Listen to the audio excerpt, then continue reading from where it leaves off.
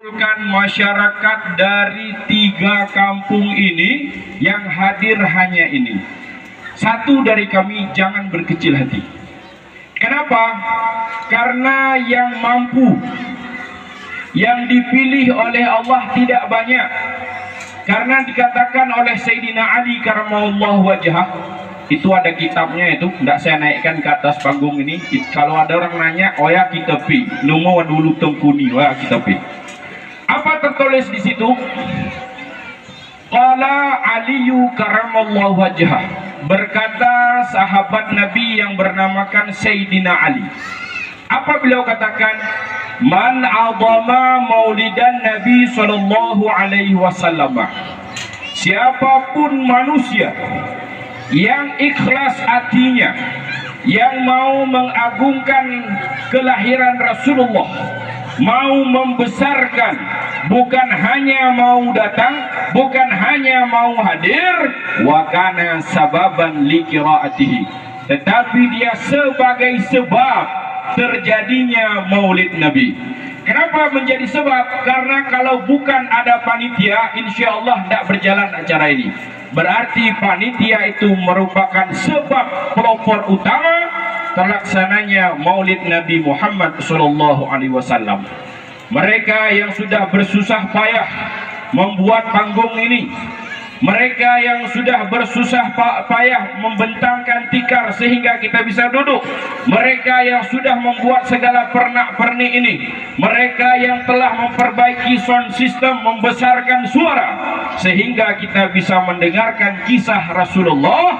Dikatakan oleh Sayyidina Ali, la yakhruju minad dunya illa bil iman. Mereka yang menjadi pelopor utama terlaksananya maulid Nabi, maka dia tidak akan meninggal dunia kecuali imannya diselamatkan oleh Allah Subhanahu wa ta'ala.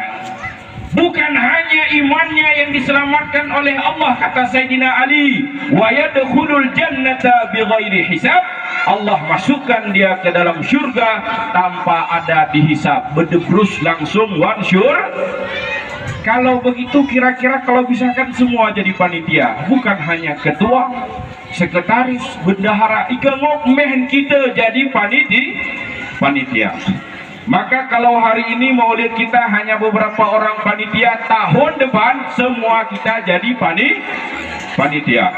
Akad sengnya beberenteng guna, satu orang angkat 2 lembar, satu orang pegang itu tiang-tiang teratakan dalih bermotor, umpama di gedung BUMK, angkat ke sini semua. Kenapa? Karena untuk merayakan maulid Nabi. Itu Sayyidina Ali. Jadi ketua, wakil ketua, bendahara, sekretaris, jangan bersedih. Kalaupun ada mereka-mereka yang tidak mau maulid Nabi, maka perlu diketahui, bukan hanya Sayyidina Ali berpesan kepada kita, sahabat Rasulullah, ada lagi yang bernamakan Sayyidina Umar. Apa dikatakan oleh Sayyidina Umar?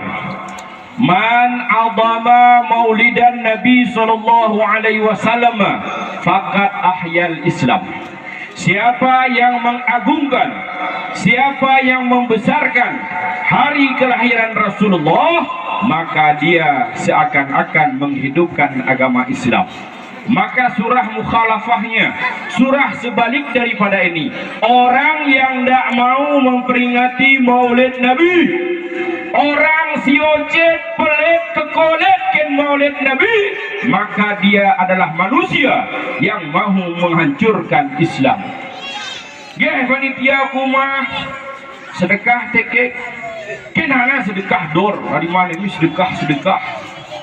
Nah, kita ni kembali maulid Nabi, mau maulid Nabi, akhirnya keken maulid Nabi bohmi kita diambilnya, ya pesen ngehancur, ngegerengok sesuk nih, balik-balik gula mana, minyak makan mana, ya kita gede deli berapa? Tengku, ya wasiara tengku, dengar kisah habis ini, Hari ini kita ada yang tidak makan sehari 3 kali. Ada? kecuali pasar kah? Ada seorang janda namanya Umi Kalsum, Maraisin. Ada Umi Kalsum. Mudah-mudahan kalau ada sama kayak Umi Kalsum yang saya ceritakan. Ada seorang janda namanya Umi Kalsum. Dia memiliki seorang anak gadisnya. 2 orang cuma hidup di dalam satu rumah yang dia tidak punya apa-apa. Jangankan untuk makan sehari 3 kali, sehari pun susah nyolok. Kira-kira arah lagu Haji Masin. Arah kah? Arah kira mempus sih. Empus wa gerara, deli empus dulu tengok kita mau makan ongkoson. Udah. Umi Kalsum, orang janda yang sudah tua, anaknya hanya seorang diri putri remaja, dia tidak punya apa-apa. Lalu ketika itu di malam hari Umi Kalsum ini merenung nasibnya. Apa yang dia renungi? Sampai detik ini, sampai saat ini dia belum berkenduri untuk Maulid Nabi Muhammad SAW. Karena merenung bagaimanapun caranya dia merenung, pasti dia tidak akan bisa melakukan kenduri. Kenapa? Seperti kita bilang tadi, dia orang yang fakir, sangat-sangat fakir. Untuk makan sehari saja pun sangat susah. Akhirnya sambil memikir dan merenung di malam hari itu, dia panggil anaknya. Wahai anakku, kini mulu kejep. Datang anaknya. Maka di saat itu apa disampaikan oleh Umi Kalsum? Wahai anakku, maukah engkau nak saya gadaikan, saya jadikan engkau sebagai pembantu orang lain? Kalau bahasa kita, saya jual kamu kepada orang lain, mau atau enggak nak? Dijawab oleh anaknya, wahai ibuku, apakah engkau enggak sayang lagi sama aku, Bu? Wahai ibuku, apakah engkau ada anak lain lagi selain aku, wahai ibu? Tidak ada, wahai anakku. Bukannya aku tidak sayang kepadamu, tapi ibu khawatir nak. Ibu sudah tua, mungkin tahun depan ibu tidak ada lagi, wahai anakku.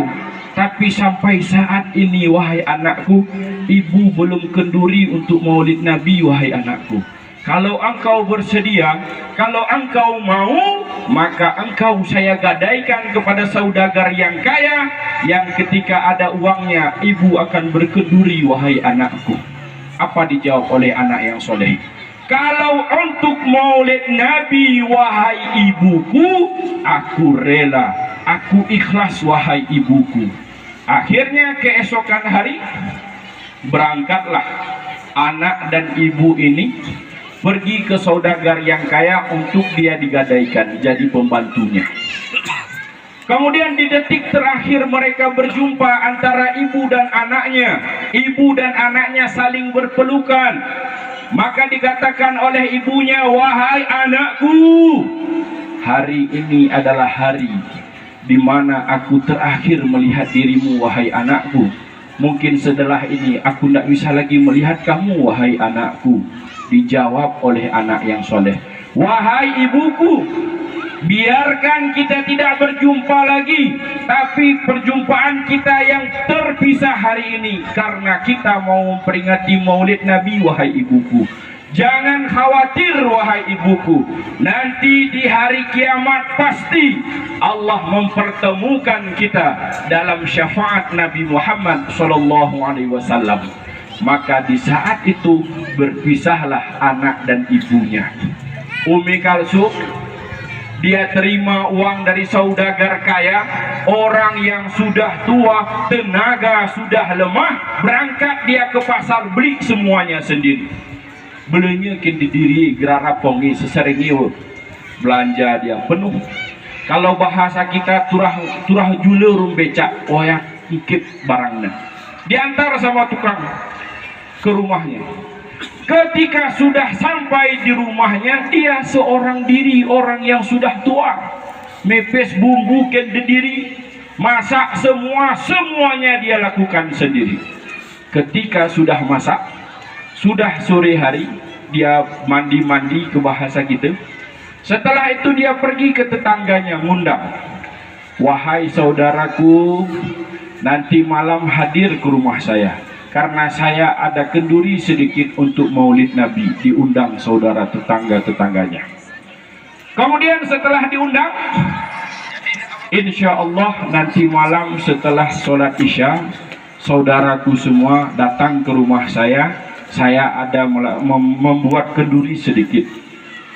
Akhirnya setelah maghrib, setelah isya, Ummi Kalsum duduk di depan rumahnya nunggu tamunya. Waktu itu kalau bahasa kita ngejam 9 kelab. Ketika jam 9 malam, dia lihat ke kanan, dia lihat ke kiri, tidak ada tanda-tanda kalau tamu mau datang, tidak ada. Kemudian jam 10 malam, dia lihat lagi ke kanan, kosong.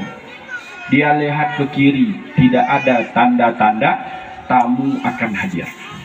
Maka di saat sebelum itu rupanya ada tamunya mau berangkat. Ketika mau berangkat, ke bahasa kita simpang umurum, di simpang sana berhenti dia sama-sama, tanya, saling tanya.